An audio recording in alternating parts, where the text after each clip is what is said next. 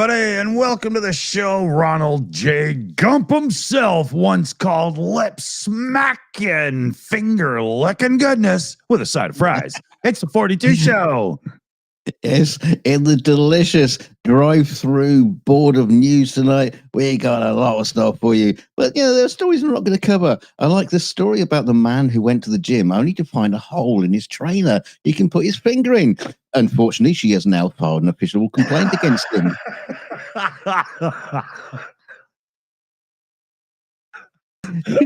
When they picks himself off the floor, maybe he can get all the news. Yeah. Well, so let's go back to a side of fries here, shall we, everybody? We've got Donald Trump doing his best to look like a normal person. Here, I'll play the video in the background while we go here. He stepped up to the fryer at a McDonald's in a Philadelphia suburb, trying to kind of troll Kamala Harris over her, I worked at a fast food joint remark, right? He says, I'm looking for a job and I've always wanted to work at McDonald's. Bullshit, but I never did. Trump said he introduced himself to the franchise owner. I'm running against somebody that said she's done this, but it turned out to be a totally phony story. So if you don't mind, I want to work the French fry counter. How much are you paying me? So then Trump got his apron on and was shown how to make fries. And in the video, he doesn't seem very adept at it. Now, you see right here where he is serving customers. Let's just get that clarified for you right away first here. Dear community, we plan to be closed on Sunday, October 20th until 4 p.m. to accommodate a visit at the request of former President Trump and his campaign. Those are not customers he's serving. They're selected Trump supporters that were allowed to come and go through the drive-through. Yeah, there was no kind of like 50-50 kind of like people, Trump supporters and Harris supporters. Yeah, they weren't going to risk some redneck in a pickup truck looking at him and going, asshole, I said with cheese. Right, but Trump will start throwing the ketchup around. Yeah. Well, he would get so frustrated because he couldn't figure out how to take the lid off a ketchup packet. Right? I mean, this guy wouldn't know. So yeah, this was all when he was doing the little prearranged customers said, and he's like, I'm having a lot of fun here. Well, yeah, you did it for like 15 minutes. You didn't have to do it for 3 summers during school or whatever. Like. Yeah, clock watching on your 12-hour shift, waiting for it to end. Yeah. So one person asked him, hey, what was your first summer job? What did you do? And he turned around and he said, oh, this French fry stuff takes real expertise. I'm going to go through the whole French fry process here. He just dodged it entirely. And he says, I'll never forget this experience, and he still wouldn't talk about, working at his father's business, which is his first employment, right? He dodged policy questions, whether he backs an increase in minimum wage and whatnot. But then he did quip that he's not getting paid enough and he wants more money. Oh, Jesus Christ. Well, let's face it, he started learning when he dodged the draft when he was a kid. So yeah. He's been dodging ever since. Yeah. And then he said to the staff, hey, what do you think of the owner here? Is he a nice guy? Careful, he's listening. Like, why would you do that? Yeah. Yeah. Hands up who likes me, and I'm going to be taking names. Yeah, exactly. Right. And then a reporter asked through the window if he would accept an election result regardless of the outcome. And his response was, let's not talk about that. But later he goes, okay, yeah, sure. If it's a fair election, I would always accept it. But it's got to be fair, he said. And he started going into his doubts about 2020. Okay. Right? Yeah, so beware your fascist dictator that comes to serve you French fries. But let's face it, there's been a lot of times through history. This is not the first time this has happened. You'll find pictures of Adolf Hitler serving at McSchnitzel's back in 1933 when he was just like trying to get his name about. And even Stalin did it too. Well, he actually just looks like he's eating there. I think he's on break there, right? Yeah. Yeah. And who else do we have? We have Putin, obviously. Putin, yes. Yeah. Look at him. He loves to go work in the kitchens. And also famous Kim Jong Un. Yeah. Unfortunately, he couldn't. Yeah, he couldn't get a job at McDonald's, so he went to Pizza Hut instead. He ate all the fries, so they put him in the pizza joint. Yeah, but, talking about pizza. There's a popular pizzeria in Dusseldorf, Germany. Pizza number 40 turned out to be their favorite seller, but it turned out to be a front for an elaborate drug operation with authorities uncovering cocaine stashed under the pizza. This pizza's a little bit Moorish, don't you notice? That's hilarious. The discovery led to the dismantling of a significant organized crime ring operating in the North Rhine district in Germany, and Germany's most populous state. The investigation started in March 2023 after a routine food inspection revealed drugs in the restaurant's kitchen. Narcotics investigators soon placed the pizzeria under surveillance. Like a blow like this. Yeah. And then noted that pizza number 40 was on the menu was particularly high in demand. Unbeknownst to customers, each pizza came with a packet of cocaine hidden beneath it. Wonder how much that pizza was. Oh shit! $70 for a pizza? It must be good. Ooh, delicious. When he questioned the pizzeria's 36-year-old Croatian owner attempted to dispose of a bag full of drugs by throwing it out the window, only for it to land in the hands of awaiting police officers. Nice catch. And a subsequent search revealed 1.6 kilograms of cocaine, 40 grams of cannabis, 268,000 euros in cash, and loads and loads of pepperoni.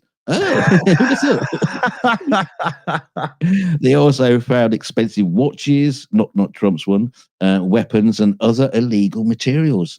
Despite being briefly released due to his lack of prior criminal record, the owner reopened the shop, leading the police to further trace the drug supply chain.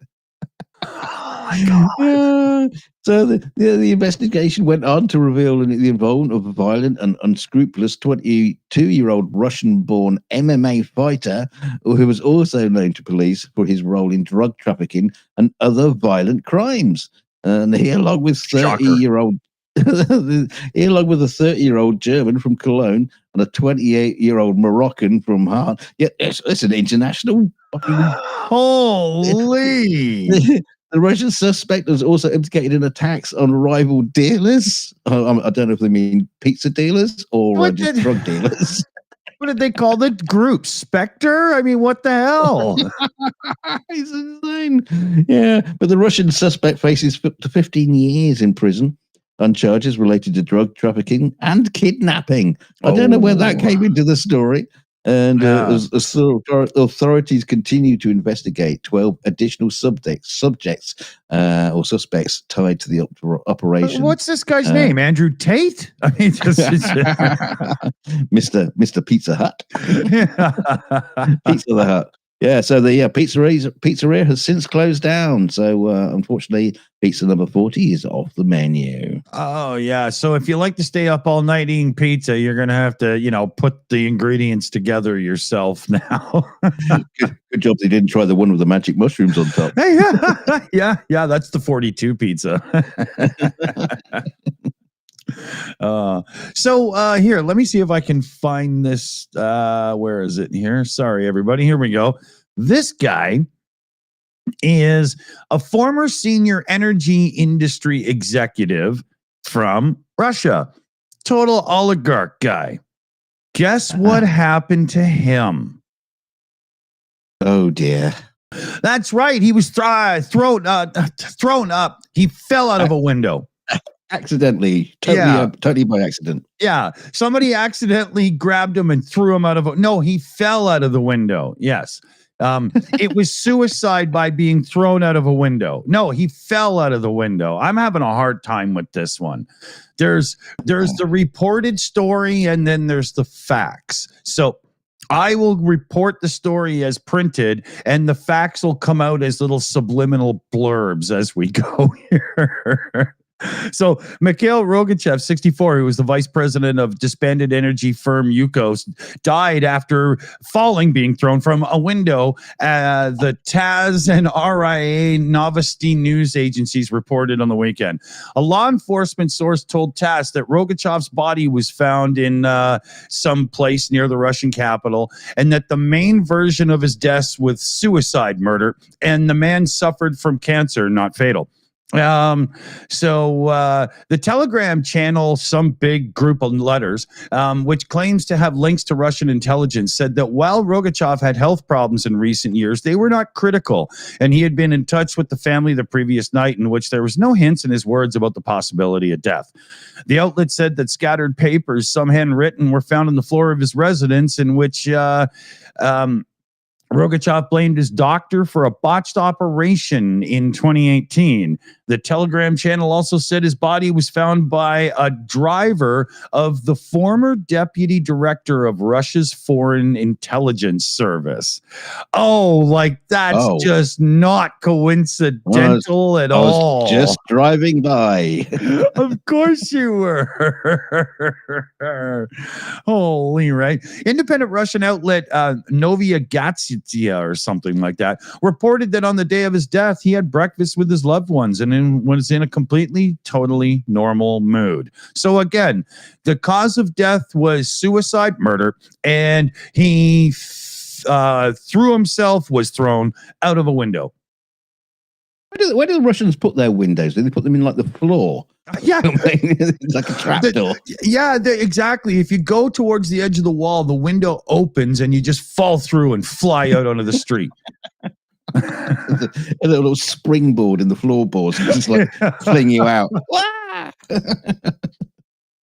Or maybe it's spring loaded, and anytime you go near the window, it just pops you, boom, right up through the ceiling like a Bond car. Yeah, it's intended to get like the cobwebs in the top corner, but Yeah, so it doesn't matter who you are, what you do, where you're from, or whose ass you kiss. If you're a rich Russian person, careful where you stand as it pertains to windows, because it's not going to end well. Buy a house with no windows. Yeah. Buy a house underground. Yeah. Just get yourself a phone book and brick it up, a phone booth and brick it up. There you go. So let's see here from Cocaine Pizza. Oh yeah, this one. Jesus. Yeah. So you got limitations now because an airport in New Zealand has limited hugging in its drop-off zone to a maximum of 3 minutes, with anyone wanting a longer goodbye told to head to the car park instead. Why don't they just rent hotel rooms? Dunedin International Airport on New Zealand's South Island announced the rule change last month as part of a broader effort to improve safety and keep traffic flowing in the zone. Signs have gone up informing people sending off their loved ones that the new rule is a max hug time of 3 minutes. That's and it's funny. hard to, some people say, it's hard to say goodbye and make it quick. 3 minutes max. I could do a lot in 3 minutes. Not in the drop-off zone, though. I don't think so. They replaced the previous signs, which only reminded drivers that cars left unattended would risk being clamped.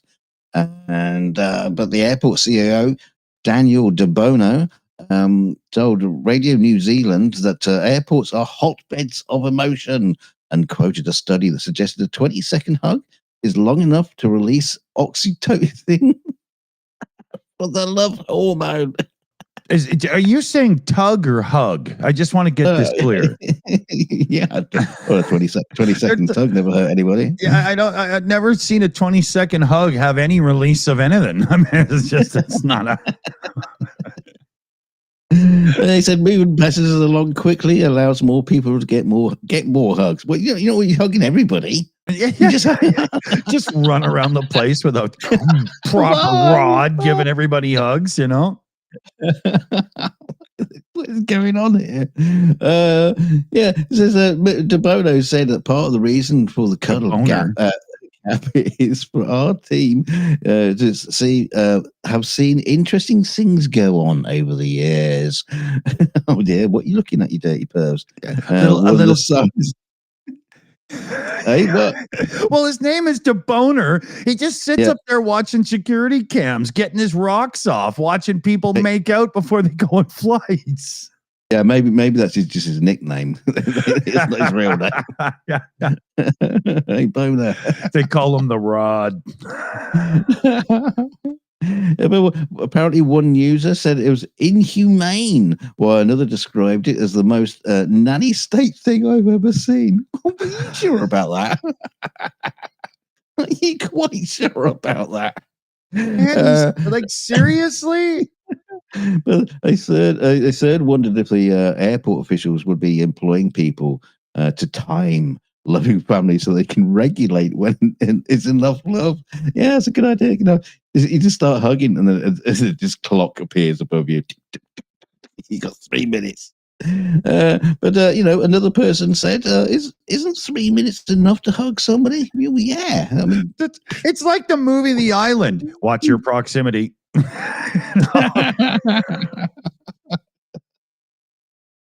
Oh dear! Holy man, that's a strange one. You just imagine it's like a barrier system sort of like thing, where you hug each other over the barrier, and then after 3 minutes, the barrier just like pushes you apart. Yeah, eventually it's just fingertips. But honey, I'll see you in a week. I mean, I could understand if they're bitching because people are like holding up flights and stuff, but I just don't really see the problem. This is a solution that nobody needed or asked for, you know. Well, we have airport drop-off things, and you literally just can't stay any longer than 5 minutes, which was really frustrating last time I went there because some stupid bitch parked in front of me, right up to me, and I couldn't get out. So I was worried I was going to get a ticket. But yeah, you know, it's just like you're supposed to just like jump out and bugger off to your plane, not start having an emotional connections. Do all that before you. Stick your hand up her dress before you leave the house. Jesus. Bye, Grandma. Oh, okay. So maybe that was the wrong remark, but so let's see here. I want to go to this completely, totally authentic picture of Elon. What does he look like? It looks like the bottom half of his face was just stretched a little, right? Like he's made out of silly putty and it's getting warm. But so he's doing this whole thing where he's doing the $1 million giveaway each day to a registered voter in the battleground states. Well, a whole whack of people that actually know what the hell they're talking about, and this is why I'm going to read their shit, are flipping out about this because election law experts say this sweepstakes could violate laws against paying people to register to vote. Right. So here's a little quote from Musk himself there. We want to try to get over 1 million, maybe 2 million voters in the battleground states to sign the petition in support of the First and Second Amendment. Why do you need a petition to support amendment to your constitution? I don't get it. That's the bit I don't understand. I don't quite get that, but carry on. Yeah, I'm hoping somebody in the chat can actually make sense of that. I think we've got one person that could. We're going to be awarding 1 million randomly to people who have signed the petition every day from now until the election, he says. He's referring to a petition launched by his political action committee. That's a PAC, right? Never a good thing, usually. Affirming support for the rights to free speech and to bear arms. I'm still lost. Was it under question? Yeah, I know. The website, launched shortly before some registration deadlines, says this program is exclusively open to registered voters in Pennsylvania, Georgia, Nevada, Arizona, Michigan, Wisconsin, and North Carolina. So he's given more than $75 million to this PAC already, and he's already awarded a couple of these $1 million prizes to people, right? He handed out one of those big stupid checks to a guy in Harrisburg. Yeah, but I wonder if they've taken it to the bank and say, no, we're not accepting that. Yeah. No, this will bounce as fast as a paycheck from X. But and what is funny, because when Musk handed the guy the check, he says, "So anyway, you're welcome." Like he was just like, "Oh, I hate having to do this." It was. Wow. Yeah. So. Federal law makes it a crime for anyone who pays or offers to pay or accepts payment either for registration to vote or for voting. It's punishable by up to 5 years in prison. After legal outcry over the weekend here, Musk Group tweeted that some of their language around the sweepstakes, when you start limiting prizes or giveaways to only registered voters or only people who have voted, that's where bribery comes in, says Derek Muller, an election law expert who teaches at Notre Dame Law School. By limiting a giveaway to only registered voters, it looks like you're giving cash for voter registration, and as such, breaks these laws 100%. Offering money to people who were already registered before the cash prize was announced could violate federal law, Mueller said, but the offer also can include people who are not yet registered, and the potential inducements for new registration is far more problematic. That's where this really comes in. Here's another guy, David Becker. This isn't a particularly close case. It's exactly what the statute was designed to criminalize, and he's a former Justice Department official handling voting rights cases and founder of a nonpartisan Center for Election Innovation and Research. He said the fact the prize is available only to registered voters is in one of 7 swing states, no less, that could affect the outcome of the election is strong evidence of Musk's intent to influence the race, which could be legally problematic. The offer was made in the last days before the deadlines, Becker said, bolstering the appearance that the cash prizes are designed to drive up registration. And this other guy, Rick Hansen, just to wrap it up, an election law expert at UCLA School of Law and a Trump critic, said in a blog post that Musk's sweepstakes was clearly illegal vote buying. He pointed out that the Justice Department's election crimes manual specifies it's illegal to offer lottery chances that are intended to induce or reward actions such as voter registration. So Trump and Musk have both proved many times on social media and in their lives that they always jump before thinking about what their actions and words and stuff could actually, consequence-wise. And I hope this is one that could actually have a little sting to it, but this kind of stuff historically is a nightmare to prove, and more often than not, never even comes to pass. So it sucks. Yeah. But I mean, who'd have thought it? In the last few weeks of the election, that we would be talking about Musk in the election as much as we are talking about Trump. I know. I thought at this point news about Tesla screwing up and whatnot would be dying down because it's so much election that Musk wouldn't be on our show much, and he's on every fucking time. Just slap that fucking get off my screen, you bitch. Okay. So, gruesome one. Is that where you're going next year? It's kind of gruesome. It's also kind of a little bit of a pathetic story, because there was a children's soft play center has apologized and removed its realistic-looking Halloween body bags after concerns from shocked parents. One mother who took her daughter to Rugrats and Half Pints in Cirencester, Gloucestershire, on Sunday said she did a double take when she spotted the decorations.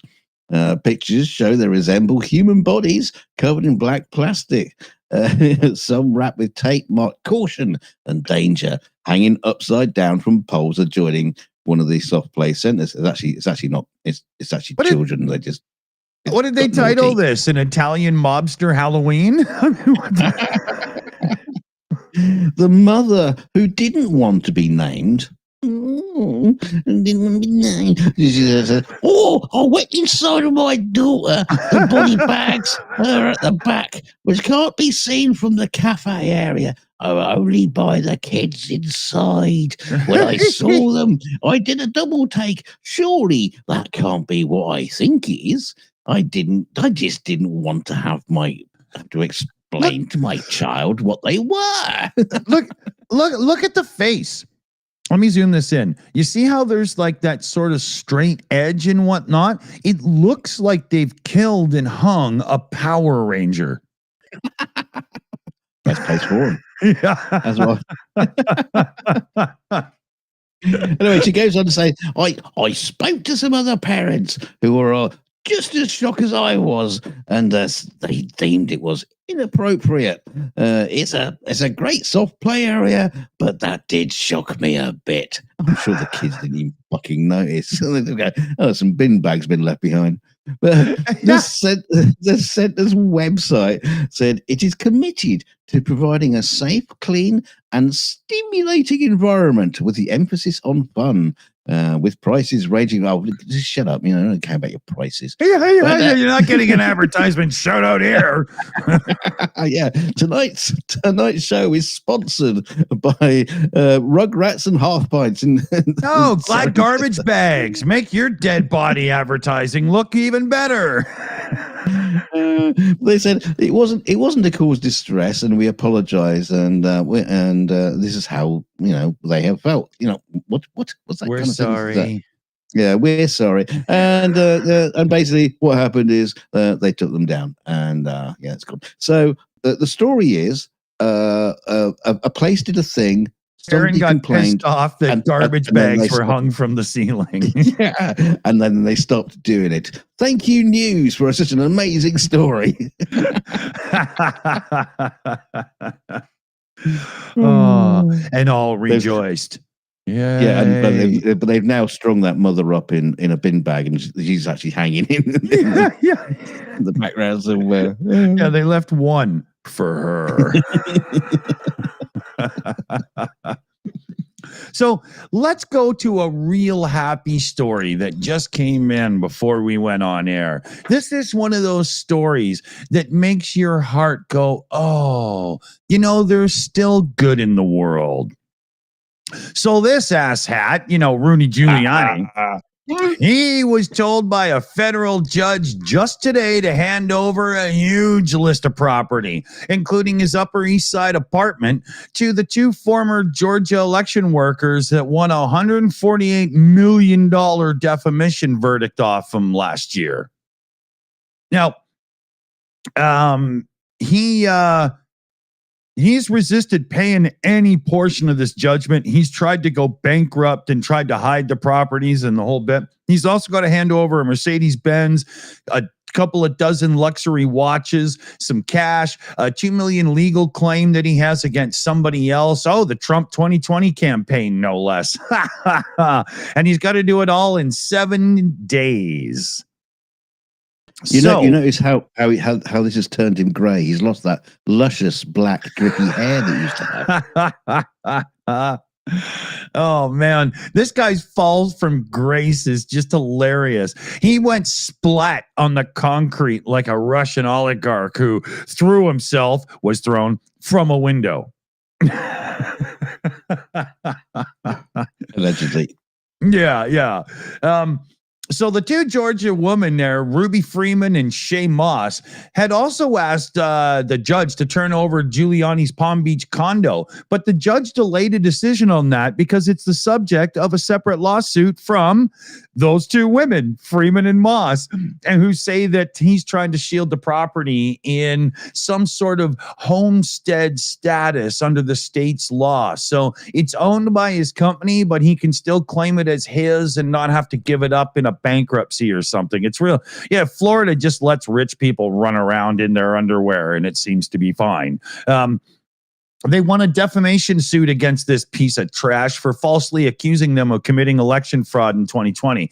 He had falsely accused them of manipulating ballots, and a jury found his allegations resulted in a barrage of threats and harassments, causing them to cover professional consequences and life consequences and the whole bit. I mean, their picture was everywhere. All of these Trump MAGA people just wanted them dead for screwing over their guy. I mean, this totally screwed their lives. But $100 and some odd $1 million verdict and some wealthy property and stuff should do them just fine. Right. So, the judge has denied the bankruptcy case, citing his uncooperative conduct and failure to provide an accurate and complete picture of his financial affairs. And that was what let these two women get through and finally get some progress out of, getting something from that asshole. The blood from a stone. Mm-hmm. Yeah, but bankruptcy, you've got a beautiful, downtown Manhattan, New York apartment, a Palm Beach condo and blah. How the fuck can you declare bankruptcy? That's the dumbest thing I ever heard. Yeah, so I hope Prison Orange suits you there, Rudy. Maybe you'll be a lovely little sex toy to get somebody through their stint in jail. Yeah, Trump.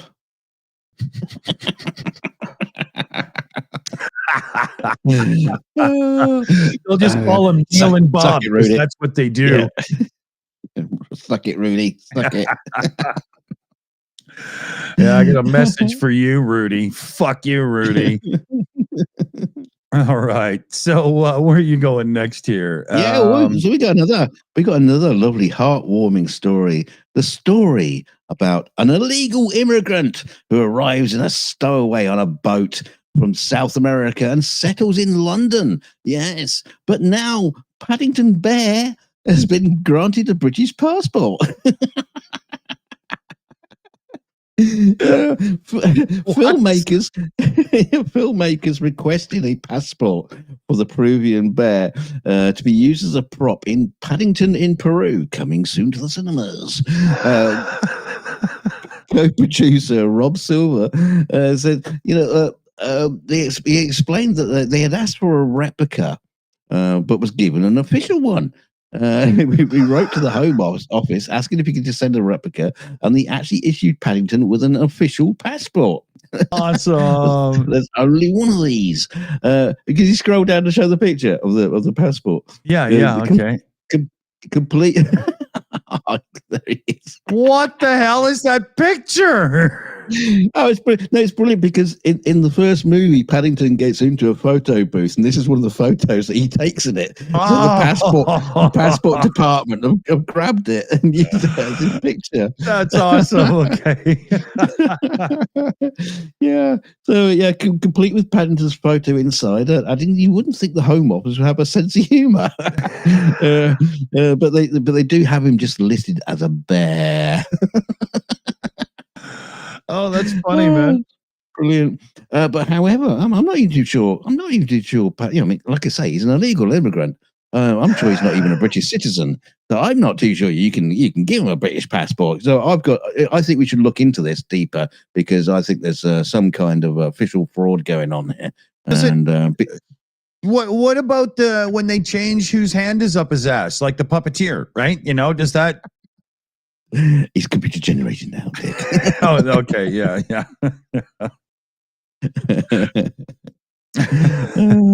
Hey, I never thought of this, but doesn't that mean that the Muppets are serious fisters? It means the Muppets have probably got some kind of sexual abuse tribunal going on.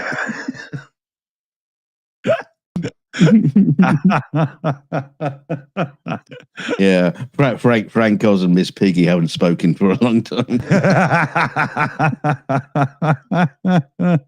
Yeah, I heard she's got a biopic coming out. Violated Frank Oz's hand and the story of my life. Yeah. Oh dear. Okay, what do we got here? Just a documentary coming out. Yeah. I want to do this one quick here. there's a lawsuit coming through in America that I'm quite interested in. So that there on the screen is one of those cameras that watch you in different cities. There's a company that produced these things. Let me scroll down. I'm trying to go quick, so I'm trying to find their goddamn name here. Flock Cameras, and Flock Cameras create cameras that record everything in the city, but specifically are watching for license plate. They're trying to be license plate readers. And not this company, the city of, where is it here? Norfolk, Virginia, has been sued because of their use, because when you put all the cameras together in a big network and then power it by AI the way they do, it's now possible to simply just track your car driving around town. And that's totally against Fourth Amendment stuff as far as they're concerned. But the bigger picture here is even worse than that, because there's thousands of cities in America that have this damn company's products in their cities. And what the manufacturer does is pool all the results into one big database that law enforcement and others, it says, can get access to. Right? So how big brother is that? Now, I understand, like, a system of the cameras like this, if they were recording, but the information was just stored on a server, no AI, no nothing, and it was only accessed by police warrant if needed for an actual case, I would be okay with that. But to have some company's AI just scanning the fact that every day at 8 p.m. I drive around this corner and go down that street and blah, blah, and whatnot, absolutely not. No, thank you. So I hope this lawsuit's got some legs, and I can't wait to see how it plays out. Although it's not like it's going to end tomorrow. So, yeah. Thursday. Wouldn't that be timely? Before we go, we got a super chat. Yeah. Well, we got Johnny Nedregard gifted out a Shills membership pre-show there before we went live. So big thanks, Johnny. And then we got Paul Gilbert in with a £5 super chat. My private bar is open for chilled spirits if you are in Crystal Palace, Slava, Ukraine. Heroem Slava. Ooh, now that's the kind of invite I like. Private and bar, sign me up. We'll do big thanks and credits and everything. And thanks for joining us. See us on Thursday for another dose of the news you need the most. Ooh, that's a nice line. I think I'm going to keep it. Boom. And a big shout out to our team who help us do everything in the background, organize the news, organize our lives, and just hang out and keep each other company. We got Annette, PJ CNET, Shayna Caldwell, Chris Lundy, and Super Chat Matt. So huge thanks to the team. Thanks you all. And thank you everybody for all the super chats, donations, and channel memberships and all that kind of lovely little stuff that just helps the channel tick over. Don't forget to hit like on the way out. I'm going to do that right now so you can just know the bloody same, all right? And don't forget to share us out. Share us out on social media. Share us out however you want. Go and stand in an airport and hug someone for 3 hours saying that the Shills told me to do it. And there's nothing you can do about it. And we'll just share us out on social media. But until then, we'll see you on Thursday, my little chili buggets. And remember, fellow babies, keep your stick on the ice. And keep your dick in the vice. See you soon, everybody. Good night. Bye. Stay chilly.